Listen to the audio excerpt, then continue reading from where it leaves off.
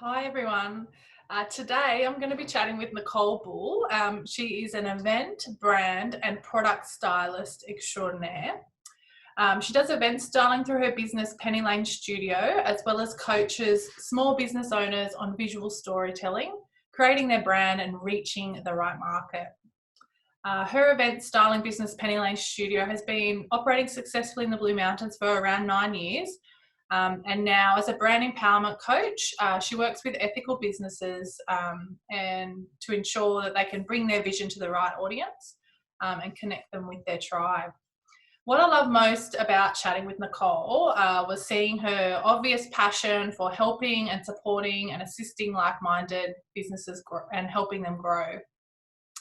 I'd actually never met Nicole prior to this chat, but she was so welcoming, and it was like I was chatting with someone who I'd known for years.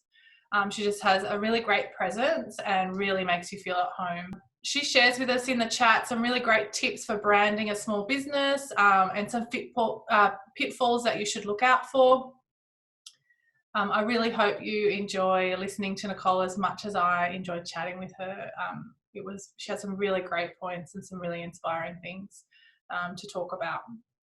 If you'd like to get in touch with Nicole, I'll share her socials below, but now we'll get into it. So hello, good morning, Nicole. Thank you so much for joining me. Let's get into it. So you run Penny Lane, which is a branding and event, brand and product stylist is what you like to call yourself, I believe. Yeah. Give us a bit of a rundown of how you got started in your business. Okay, so Penny Lane happened organically, really. I moved up to the Blue Mountains from Sydney 12 years ago, and I saw a gap in the industry for a well-considered and experienced event stylist. I put it on the boil for a few years and denied myself the opportunity to go back into the events industry. I thought I was done with it. And after having my babies, an old industry colleague found me and said to me, "No, Nicole, what are you doing?" And I said, "Oh, I'm just creating paper things up in the Blue Mountains, paper art, things like that." And he said to me, "You should be styling." And I said, "Oh, no, I'm not doing events again." Anyway, he said, "Look, I've got a job for you at the Opera House Marquee for a wedding. Would you come and do it with me?" Oh, wow. And I thought, okay. So I went and did this. You didn't really have to think about it too much. It was a full push. It was one of those decisions, and driving back, I felt that same high that I used to experience working on the event room floor. So moving forward from that, some photos came out. Another person caught wind that I did it up here. He started throwing me some briefs, and without even thinking about it, Penny Lane was started. Yeah. I picked up a couple of Sydney clients, big Sydney clients at the time, which gave me some funding to open my studio and start my studio. And for the past, 7 years, I've been building my inventory. I've now got a warehouse in Katoomba, and I pinch myself to think that I'm running this full-time event styling studio. Yeah. And then the branding started to develop. So brand styling started again just by opportunity. Opportunity came to me to start putting my skills to a smaller canvas. I did a few editorial shoots, one for Organic Gardener magazine, another for Sweet magazine, and my work started appearing in on the internet and various blogs. And then I was approached to work for another local brand up here, and realised that I had a lot to share in terms of coaching. So that's where I'm starting to go now. Yeah, I'll juggle both brands. So Penny Lane Studio being my event brand. Yeah. And now Nicole Bull is me. what I've got to The offer. coaching kind of side, yeah. Yeah. Yeah, your IP that you're offering to share Yeah. with others, essentially. Yeah, and breaking down barriers, I think, is the biggest one. So taking my experiences of fear in my own business, and I can't do that, or I'm not good enough for that, or and really having to push through those massive barriers as a creative, particularly, and say, well, I'm just going to try this job and see what happens, and if it fails, I'll learn something. Yeah. I think that's a huge hurdle, and it's so common to hear that other people, like particularly other women as well, like, I don't feel like I'm good enough. I don't feel like I'm too scared to take the risk, So yeah, it's interesting that you bring that one up, and that you're helping. It's great that you're helping other businesses be able to overcome that, or other, women business owners. It's so good watching women thrive. Right. It's so good watching them become empowered within their own decisions to move forward and do something, and just do it. Who cares if we stumble on the way? There's no mistakes. It's just learning from it. That's right. You mentioned that you didn't think you would go back into the events industry.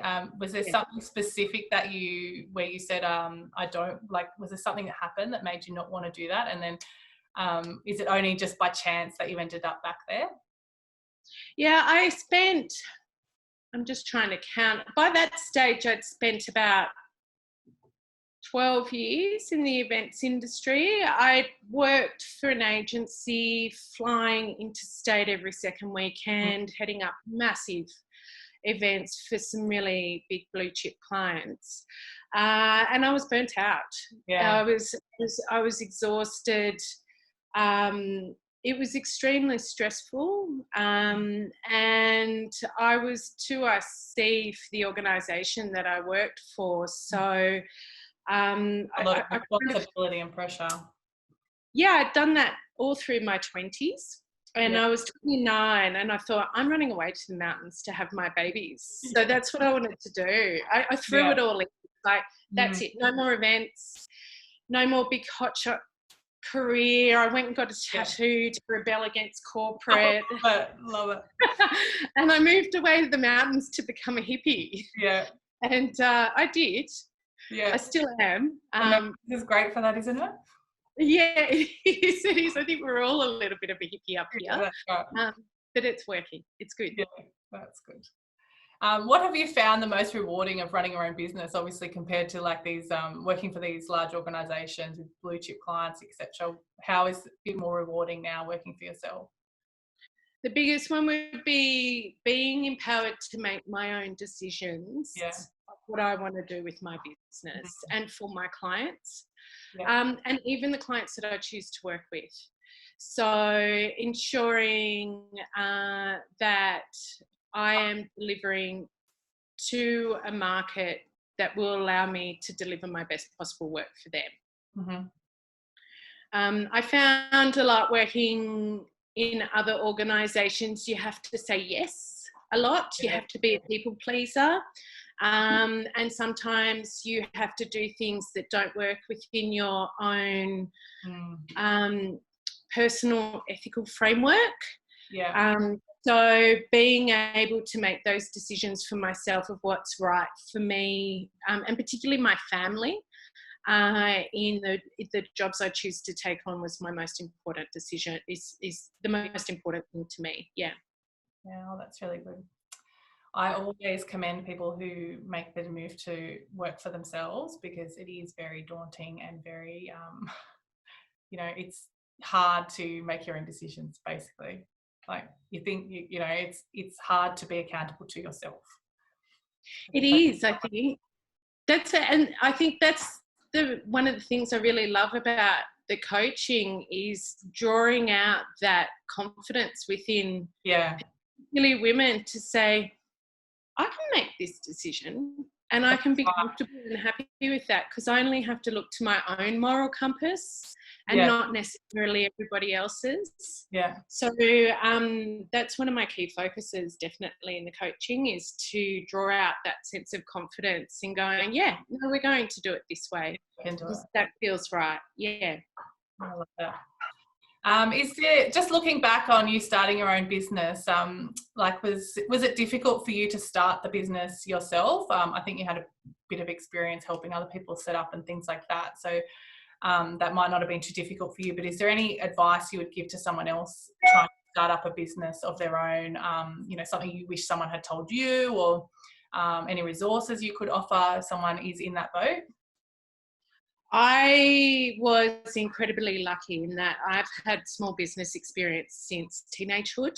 My parents had their own business, and then from 19 I worked in small businesses and was really groomed by my bosses in terms of the ins and outs of running it.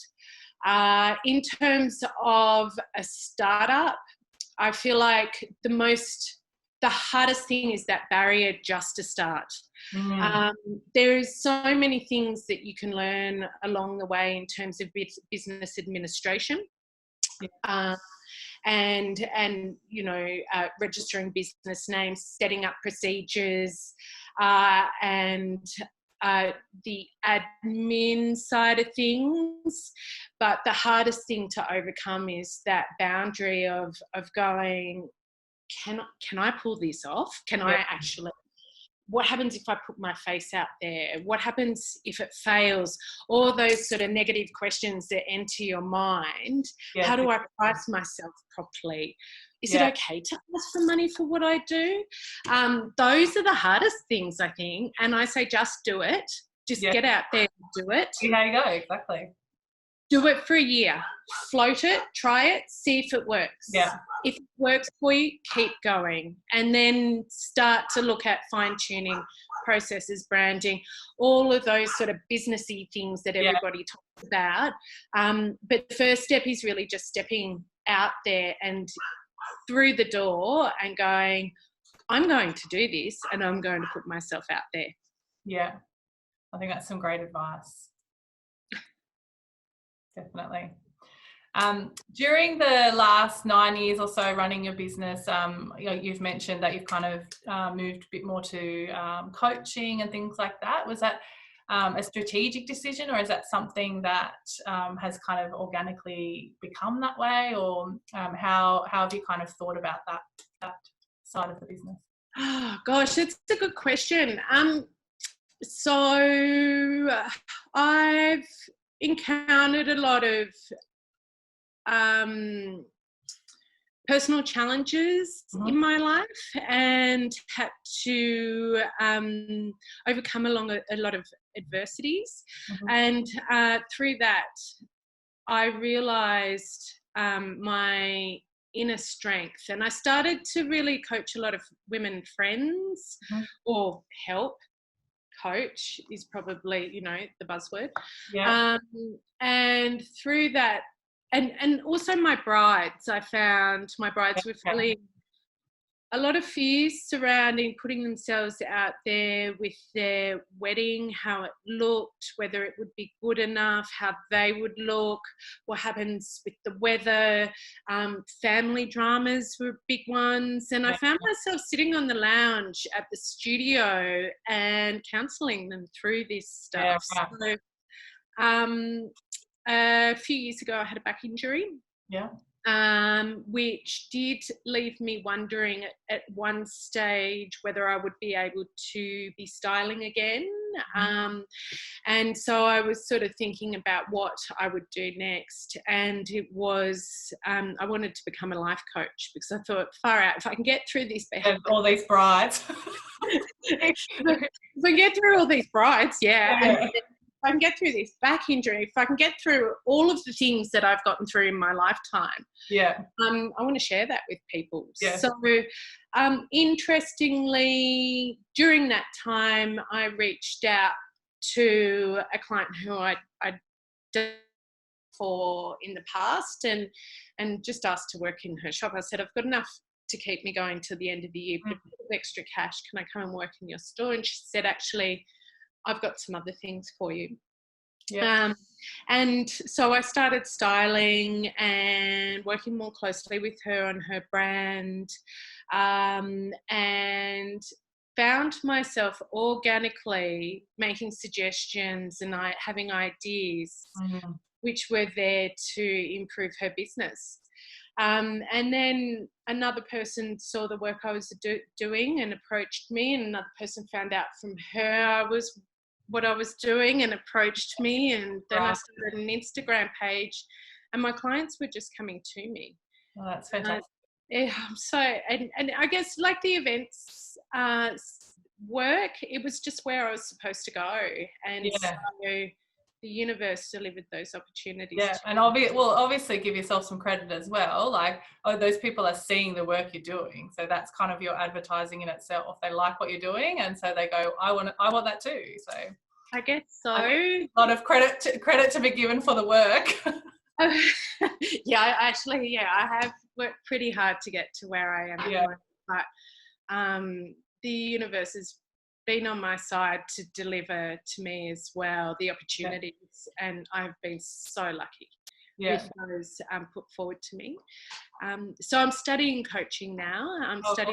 I'm doing a holistic counselling course, but more so for the psychology side of things. Do necessarily grief counselling or anything like that, but to draw the empowerment side out.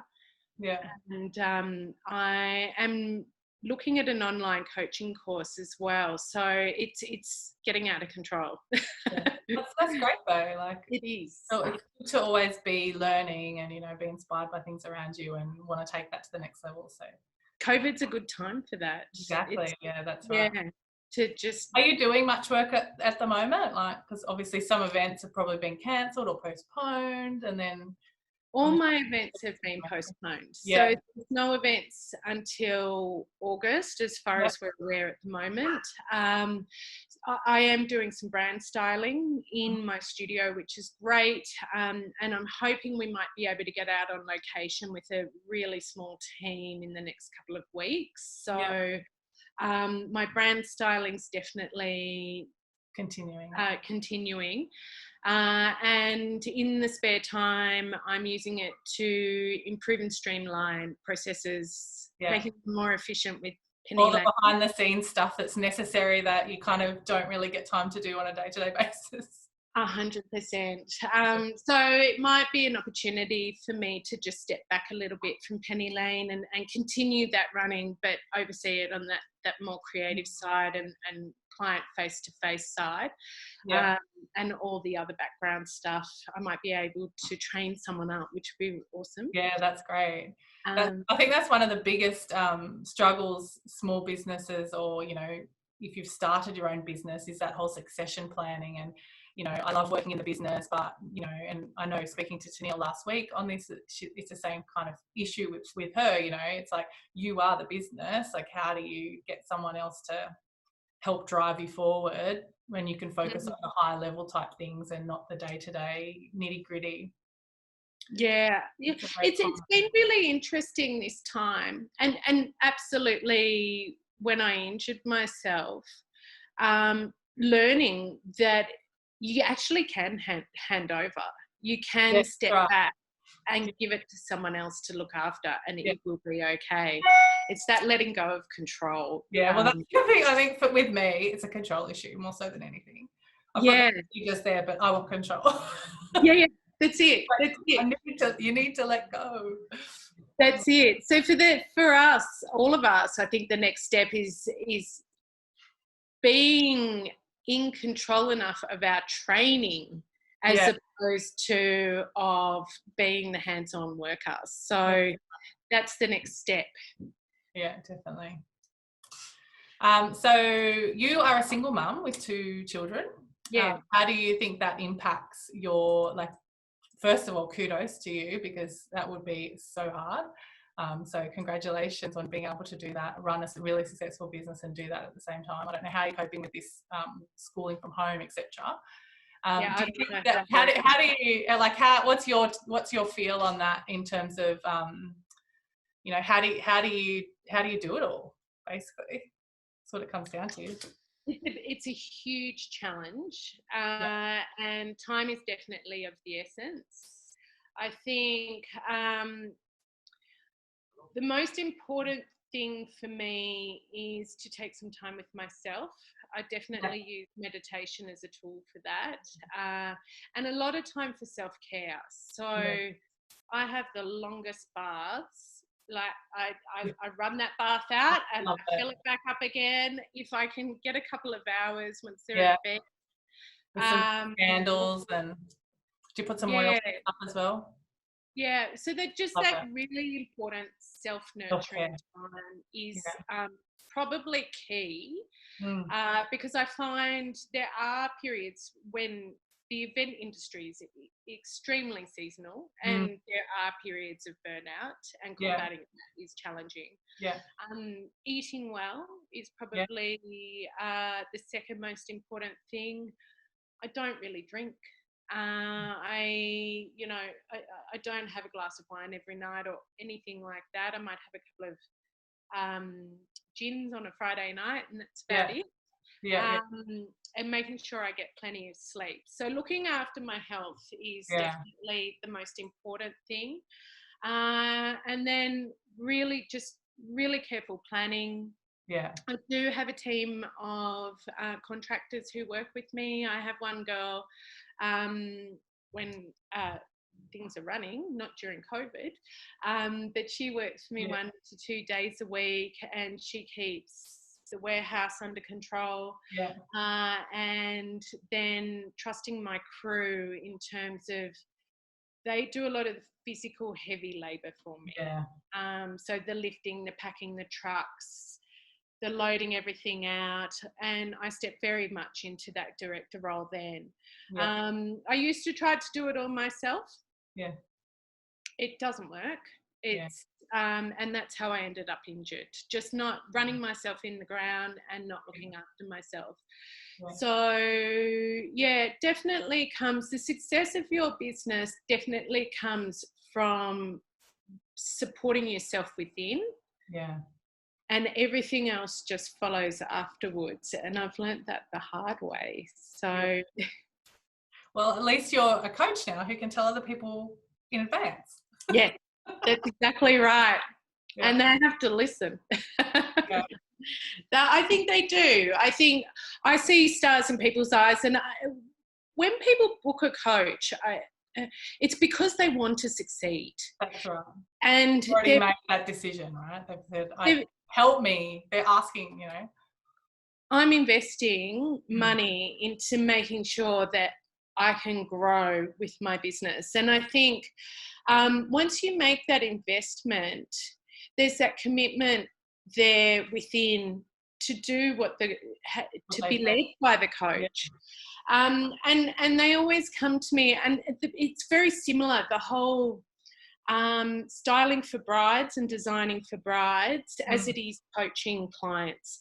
My clients come with this massive platter of ideas that they want to explore and things that they want to do.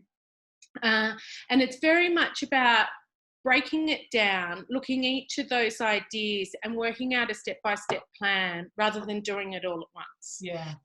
Because at the end of the day, if you try and grow too big too quick, you can't iron out your learnings along the way. And definitely, so I feel like that's probably one of the other more important things with running a business. It's just knowing that everything can take its time and organically unfold. You don't have to put pressure on yourself to do it all at once. Rush it all in, Do you think it's a good idea for all small businesses to have a branding and marketing strategy, or is that something more further down the line that they should look at? I definitely think it's something worth investing in after about 12 months. It's good to have an idea of the direction in which you want to head, who your market is. Yeah. But definitely when products first go out there, I feel like there's a testing period, and that usually takes about 12 months. Yeah. And it's definitely about, let me get this out there. Let me see if it resonates with people. Is this something I really want to do? Yeah. And working out a few of your learnings. So there's not mistakes, there's learnings. Working out a few of those. I like that a lot. Yeah. Pardon? I like that a lot. Yeah, no, never mistakes, always learnings. Once you get to that 12-month mark and you decide it's definitely something that you want to do, and you want to really start to focus on your branding, that is a good time. Yeah. So that you're investing your money in the right ways, you know your target market a little bit more, you know your product offerings a little bit more, and then we start to really get in and explore those and how we're going to deliver that to the market. So particularly visually. And as I said, it's that with social media being a visual platform, with your website being the way that people find businesses now, getting that brand personality down pat within within the 12 to 24 months or the 24 months onwards, that's where it starts to become really important. Yeah. What's the biggest mistake you see businesses making with their brand? Brand impostor. Yes. Brand impostor syndrome. So looking at other brands and doing what they're doing visually. I feel like it really just takes away from that opportunity for brand reinforcement or brand reminder cues. It also doesn't give that sense of strength and integrity that a brand should have. So as a person, if you put yourself out there and pretend to be someone that you're not, or pretend to be someone else, and don't feel necessarily that confidence to have your own authenticity, it's not going to resonate or connect with people as well, particularly if you're in the dating circle. They eventually find out that's right. who you are exactly. But if you can step out as a brand which is authentic, which knows its value, which knows what it's got to offer to people, who those people are, and how to draw that back in terms of attract that tribe, that would be your best investment really in terms of having a brand strategy. Yeah, I like that. Brand imposter syndrome, don't do it. Don't do it. Got it. I feel like you will get a tribe, but it won't be the tribe that stays loyal to you. And at the end of the day, you really want someone who's going to return over and over again. And also your current customer base is your best form of referral. You can look after them and they're happy with you, who you are, then they're going to tell everyone else about it. 100%. That's it. So I feel like definitely with the companies that I've worked for, the events company I worked for did and still doesn't spend 1 cent on advertising. They have their website, but it's that referral business that keeps them getting the work, and that's definitely been in the authentic nature of running the events that the CEO has bred as a culture amongst the people who work for him. Tell me about your daily routine. Like, how do you get ready for the day, and then what does your day look like? Although it's probably a little bit strange at the moment with, you know, kids being at home and all those other things, but in general, what kind of helps motivate you and ticks you along for in terms of a daily routine? Okay, I start off with Reiki. Actually, I self-treat with Reiki from about when I start to stir, so usually about 4:30 or 5 a.m, and I do that for about an hour. In bed. Fair enough. It's Especially in the mountains when it's cold, a cold winter morning and you're getting up at 4 a.m. That'll be awesome. It's the best modality. Yeah, You can lay down. Yeah. So I do that in bed early at dawn, and I frequently fall back asleep for a little while there. Yeah. And get up, get the kids ready, the normal chaos.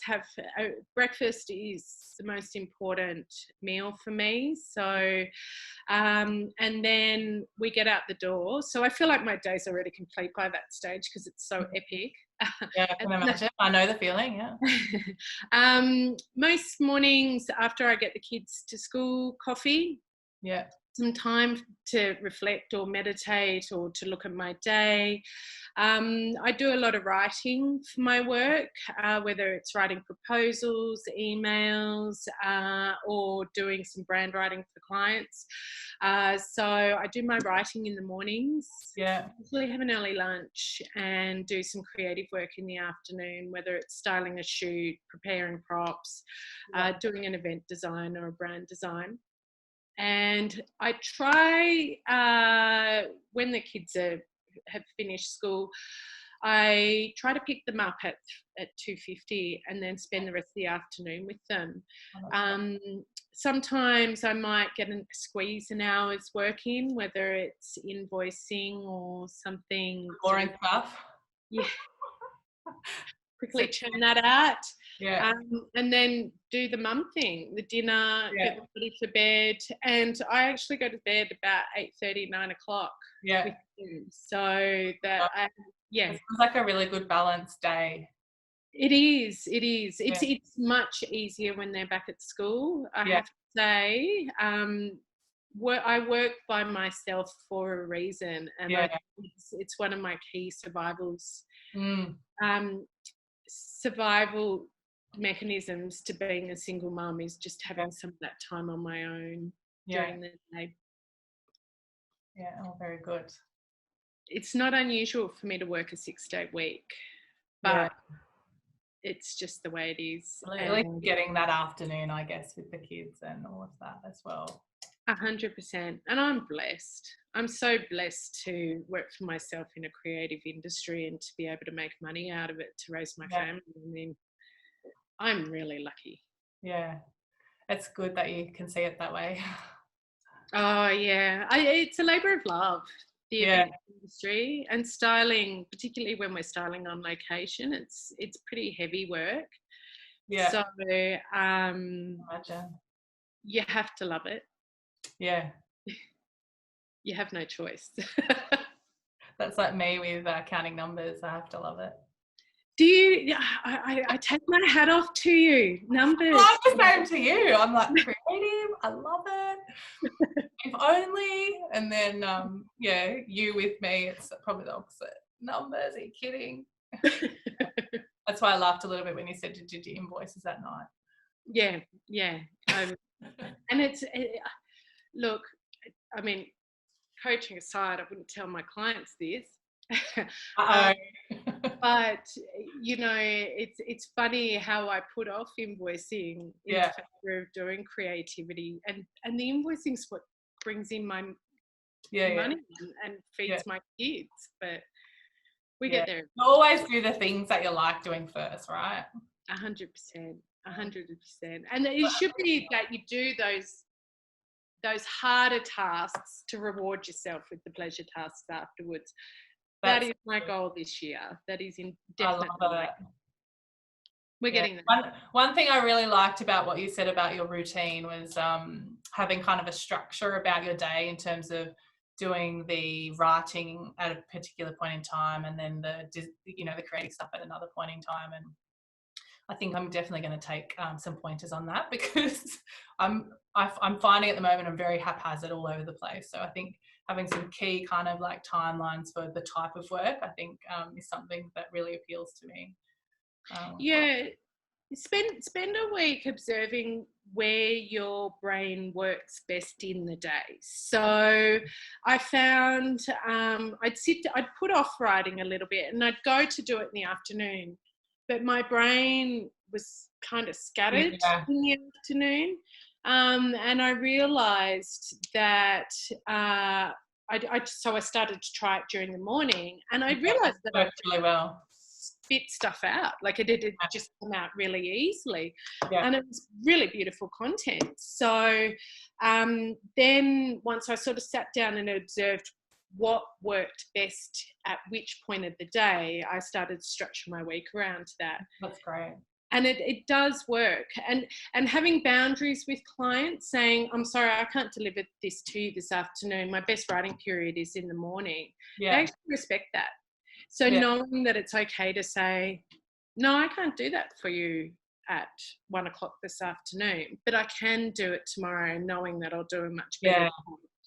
They love that. I think that's a really important point as well, being able to say no, or not scrambling around to, you know, please the person that's talking to you. Like I know I do it quite a bit. If a client calls me up and asks for advice, I feel like I need to tell them the answer immediately. Yeah. But I actually don't. I can say, look, let me just take that on board and I'll go away and I'll just double check everything. You know what I mean? Like you don't need to do it immediately. And most people don't expect you to. It's more my expectation of that call rather than theirs. Absolutely. But saying no is a very good pointer there, I would say. Take that on board. I would say aside from our children, Say no all the time to the children. Yeah. I love how you said aside from the children, because it's so true. That's all I do. I was thinking that the other day, actually. I was like, how do I find it so easy to say no to my children? Yeah, and what sort of people is that going to make them grow up to be? Yeah. I feel like, well, I know, so aside from, like, our children are our biggest point of learning. Our relationships with our adult friends are a big point of learning, but not as big as our business places us into a zone where we have to continually overcome fear. We have to continually check in with our sense of confidence and our intuition, which is another important one. Women's intuition is incredibly strong, particularly with our parenting, but we can apply that to our business practices as well. And it's definitely with that ability to set very clear boundaries. So, and it's definitely why I wanted to get into business coaching and empower particularly women. I have worked with some men before and shared some advice with them. But in terms of using it as a process for growth and for just reaching higher and higher, not necessarily in financial goals, but personal goals. Yeah. And knowing what you're able to achieve is huge. Yeah, that's right. We all, I think women have usually have a lower sense of where they think they can go than they really can. Compared to men, it seems to be the opposite. 100%. Look, I do meet men who really deep down want to check in with their own self-empowerment and reaching new goals in believing in themselves. But I'm not sure what it is with women. I don't know whether it's because of the tradition of the woman staying at home to nurture the children, which is such an important role. And being a single parent, I realise how important it is to invest that time and energy into your children.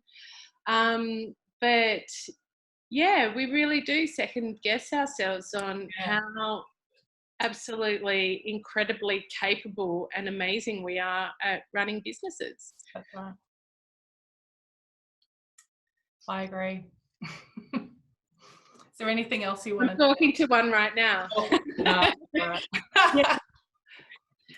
Is there anything else that you wanted to chat about or wanted to bring up, or anything you wanted to leave us with? The only thing I want to remind you is if you are thinking of starting a business or entering into a business, do it. Just do it.